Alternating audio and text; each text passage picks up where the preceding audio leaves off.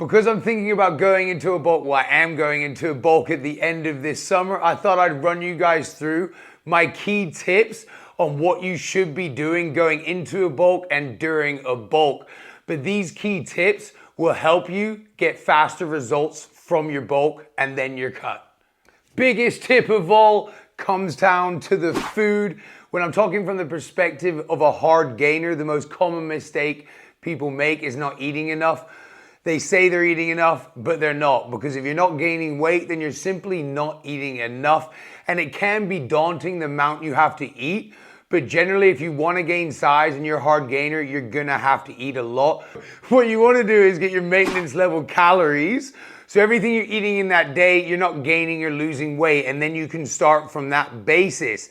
And then when you go from there, you want to be increasing your calories above that level. You don't just want to jump in and add like 1,000 calories to your maintenance level. It's about adding it in slowly. If you're going to jump in and increase the calories too quickly, this is where you're going to gain too much body fat. You're also not going to be able to judge and kind of get the idea of how different foods and different amounts are reacting to you. Along this journey of your bulk, when you're increasing the calories, you also want to be thinking about the foods, what foods work best for you, which will take me into tip number 2, which is all about the types of foods. If you're a hard gainer, you can actually get away with having more cheat meals. I'm not saying having absolutely loads of processed food is going to be great for you. You can definitely incorporate 2 cheat meals rather than 1 if you're, say, someone who holds body fat a little bit easier than, say, someone who's a hard gainer. As I've bulked so many different times, I've incorporated different foods, different amounts to work out what's best for me. And that's the process you're going to have to go along. But generally, the best idea is not to just think I'm bulking, I can eat whatever I want. It is all about getting the right nutritious food. The same thing that I eat for whenever I bulk is the same thing that I eat for whenever I cut. The only thing that will change is the amounts. And obviously, whenever I'm bulking, I can get away with having a little bit more cheat meals than whenever I'm cutting. When it comes to protein, I'm all about high numbers. I've made another video about this, but I've always eaten around 250 to 300 grams a day, even more if possible. And the carbohydrates, whenever I'm bulking, I'm not one to calculate them because I can get away with it. Obviously, the amounts change to whenever I'm bulking and cutting, but the protein always stays extremely high no matter what. So now to the weight side of things, whenever I'm going from a cut to a bulk or from whatever you're doing now and you're gonna go into a bulk, it's key to mix up your training. You generally don't wanna just keep your training the same when you're doing a cut and a bulk and just change the diet. It's good to shock the body with a new type of training. So whenever I'm cutting, I like to do more higher reps, more supersets, more drop sets, more fast-paced movement with my weights, But whenever I'm bulking, I want to avoid burning more calories. So I'm going to focus on more compounds, more rest times, more heavier weights. Yes, I'm focusing on hypertrophy and I will do high reps. What I'm focusing generally on is more lower weight with hypertrophy weeks rather than when I was cutting, I'd focus more on hypertrophy weeks with drop sets and supersets. I wouldn't generally work on the heavier strength weeks. Let's compare cutting to bulking with comparing weights. In a cut compared to a bulk, you're gonna lose strength whenever you're cutting and gain more strength whenever you're bulking.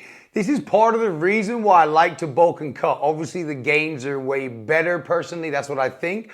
But generally, it just keeps motivation high.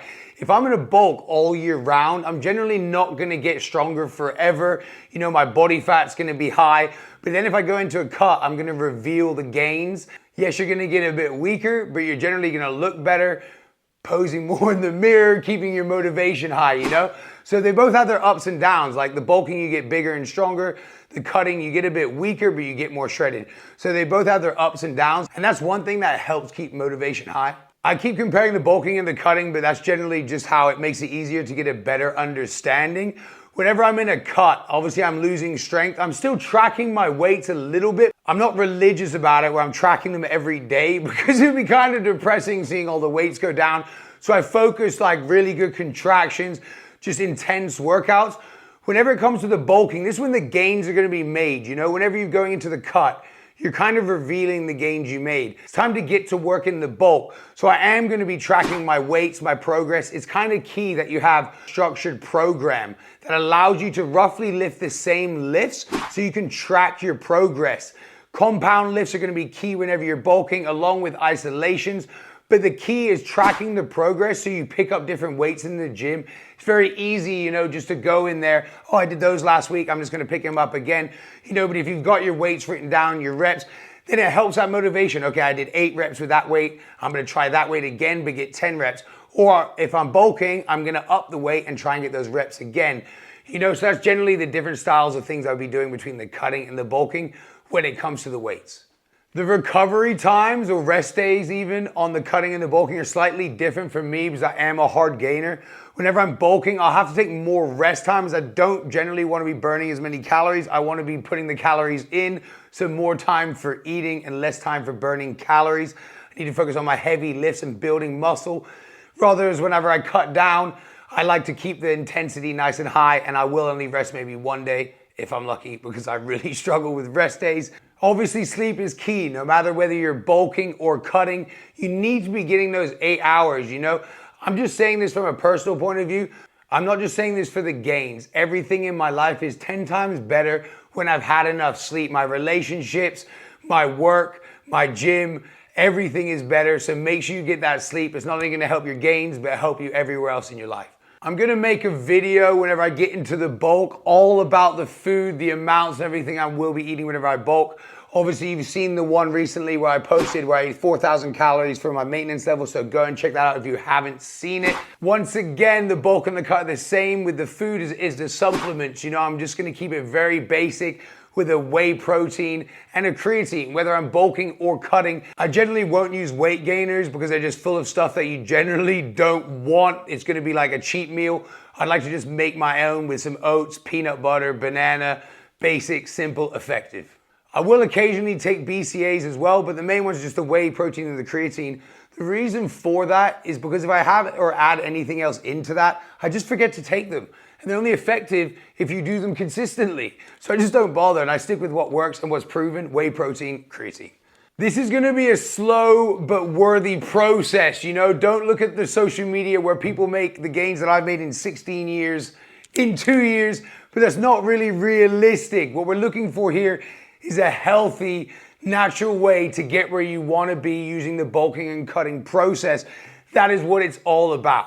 That's why I like to go into the bulk and the cut, because it helps keep motivation high. You know, if you've been bulking for so long, then switch to a cut for a couple weeks and come back to a bulk. You know, if you haven't made the gains you want to yet, just give yourself a break. Your body's gonna like going into a bit of a cut and then come back into the bulk. It's gonna be a nice little kickstart. These aren't just tips you can use just for gains, it's also for keeping that motivation high, because that is key. This video is just all about giving you some key tips to help you go into a bulk. I'm gonna make a more in-depth video when I get into the bulk myself, and I can show you all the meals and things like that. But these are the key tips I would like you to think about before going into your bulk. They're gonna set you up for more gains, and that's what I'm here for, helping you get faster, more consistent results. Hope you liked the video, guys. Check out my other one. The protein one is a great one to check out if you need more ideas along those lines. Boom.